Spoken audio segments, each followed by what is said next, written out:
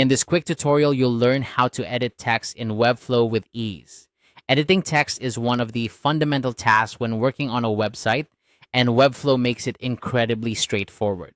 Whether you're updating content, correcting errors, or simply making your site more engaging, knowing how to effectively edit text is essential. To start, open your preferred web browser and go to webflow.com. If you haven't already logged in, you'll need to enter your credentials to access your Webflow dashboard.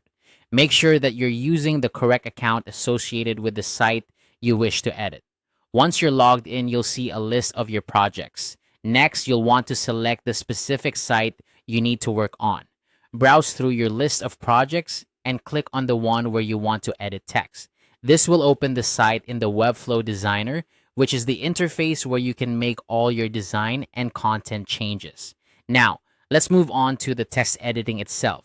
On your site's preview, locate the text element you wish to change. It could be a heading, paragraph, or any other text block.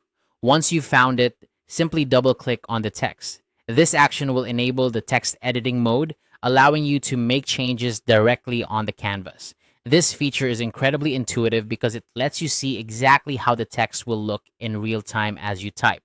At this point, you can start editing the text. Simply type in the new content, correct any mistakes, or adjust the formatting as needed. Webflow offers a variety of styling options directly within the designer, so you can change the font, size, color, and more right from the text editor. This flexibility ensures that your text not only conveys the right message, but also fits seamlessly with your overall site design. When you're happy with your changes, make sure to preview your site to see how everything looks. You can switch between different device views to ensure that your text displays correctly on desktops, tablets, and mobile devices. This step is crucial as it helps maintain consistency and readability across all platforms.